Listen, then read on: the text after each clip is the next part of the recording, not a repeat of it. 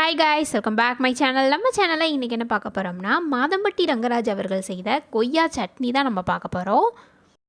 எப்போதுமே ஒரே மாதிரி சட்னி சாப்பிடாம இது மாதிரி டிஃப்ரெண்ட்டாக ட்ரை பண்ணி பாருங்கள். இந்த சட்னி ரொம்ப சூப்பராக இருக்கும். இது எப்படி செய்யலான்னு பார்க்கலாம். இப்போ வாங்க வீடியோக்குள்ளே போகலாம்.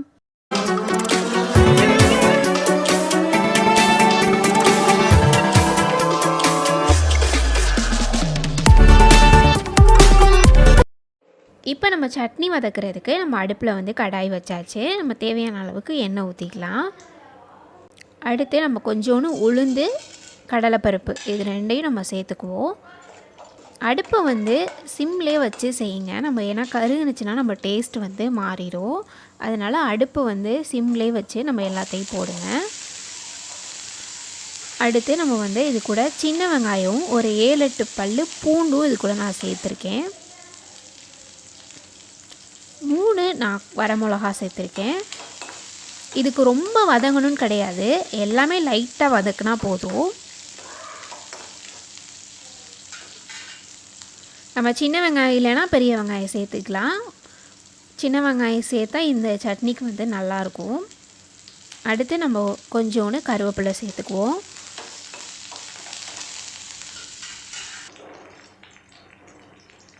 அடுத்து நம்ம வந்து புளி சேர்த்துக்கலாம். புளி வந்து கொஞ்சம் அதிகமாகவே சேர்த்துக்கோங்க. ஏன்னா நம்ம இதுக்கு வந்து தக்காளிலாம் சேர்க்கலை, வெறும் வெங்காயம் மட்டும்தான் சேர்த்துருக்கோம். அதனால நம்ம புளிப்புக்காண்டி நம்ம வந்து புளி வந்து கொஞ்சம் அதிகமாகவே இதுக்கு சேர்த்துக்கோங்க. அடுத்து நம்ம கொஞ்சோண்டு சீரகம், ஒரு அரை ஸ்பூன் அளவுக்கு நம்ம சீரகம் சேர்த்துருக்கோம். அடுத்து நம்ம கட் பண்ணி வச்சுருக்க கொய்யாக்காவை நம்ம சேர்த்துக்கலாம். நம்ம வந்து கொய்யா வந்து காயாக இருக்கையில், அரை காயாக இருக்கையில் நம்ம இந்த சட்னி செய்யணும். பழத்துலையும் செய்யக்கூடாது, ரொம்ப அதிகமாக காயாகவும் இருக்கக்கூடாது. அரை பழமாக இருக்கிறதுல நம்ம செஞ்சால் தான் இந்த சட்னி நல்லாயிருக்கும். இப்போ நம்ம கொஞ்சம் தேவையான அளவுக்கு உப்பு சேர்த்துக்கலாம். ரொம்ப நேரம் வதக்கணும்னு கிடையாது, கொஞ்சம் நேரம் வதங்கினாலே போதும்.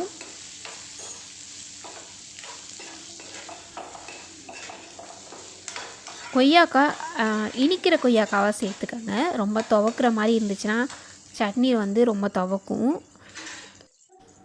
இது கொஞ்ச நேரம் அப்படியே வதங்கட்டும்.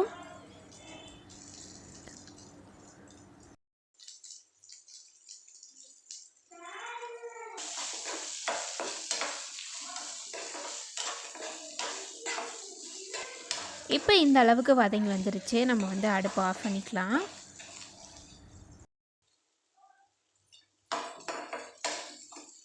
கொஞ்சம் நேரம் ஆறட்டும். ஆறுனதுக்கப்புறம் நம்ம மிக்ஸி ஜாரில் சேர்த்துக்கலாம்.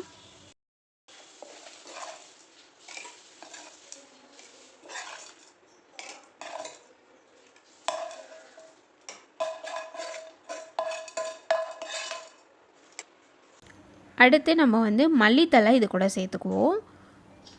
சேர்த்துட்டு இதை வந்து தண்ணி ஊற்றாமல் ஃபஸ்ட்டு வந்து அரைச்சி எடுத்துக்கோங்க. அதுக்கப்புறம் லைட்டாக தண்ணி ஊற்றி அரைச்சிக்கோங்க. இந்த சட்னி கெட்டியாக இருந்தால் தான் நல்லாயிருக்கும். கெட்டியாகவே அரைச்சி எடுத்துக்கோங்க. ஃபஸ்ட்டு வந்து நம்ம தண்ணி ஊற்றாமல் அரைச்சா தான் அதில் உள்ள விதையெல்லாம் வந்து அரைப்படும். அதுக்கப்புறம் நம்ம லைட்டாக தண்ணி ஊற்றி நம்ம அரைச்சி எடுத்துக்கலாம். இப்போ இந்த சட்னிக்கு நம்ம தாளிப்பு கொடுத்துக்கலாம்.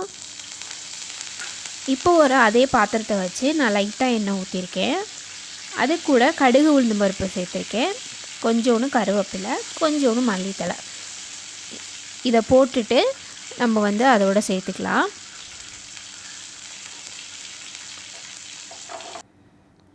சேர்த்து நல்லா மிக்ஸ் பண்ணி விட்டுக்கோங்க. அவ்வளோதான், நம்மளோட சூப்பரான ஒரு கொய்யா சட்னி ரெடி ஆயிடுச்சு. இந்த சட்னி வேறு லெவலில் இருக்கும். ஃபஸ்ட் டைம் நான் செஞ்சு பார்க்கும்போது இது எப்படி இருக்குன்னு நினச்சிக்கிட்டு தான் நானும் செஞ்சேன். ஆனால் அவ்வளோ டேஸ்ட்டாக இருந்துச்சு, டிஃப்ரெண்ட்டாக இருந்துச்சு. கொஞ்சம் கூட அந்த கொய்யா ஸ்மெல் அடிக்கவே இல்லை. எங்கள் வீட்டில் பசங்களுக்கெல்லாம் ரொம்ப பிடிச்சிருந்துச்சு இந்த சட்னி. யாருமே நம்மளை இது கொய்யாக்காவில் செஞ்சதுன்னே மாதம்பட்டி ரங்கராஜ் ஃபேமஸ் ஆன மாதிரி எங்கள் வீட்டில் இந்த சட்னியை அரைச்சி நான் ஃபேமஸ் ஆகிட்டேன். அந்த அளவுக்கு இது டேஸ்ட்டாக இருந்துச்சு. இதை வந்து நம்ம எல்லா இட்லி, தோசை, பஜ்ஜி, வடை எல்லாத்துக்கூடையுமே இதை வந்து நம்ம வச்சு சாப்பிட்டுக்கலாம். கண்டிப்பாக இது மாதிரி நீங்களும் ட்ரை பண்ணி பாருங்கள். இந்த வீடியோ உங்களுக்கு பிடிச்சிருந்துச்சுன்னா நம்ம சேனல் லைக் அண்ட் சப்ஸ்கிரைப் பண்ணி வச்சுக்கோங்க.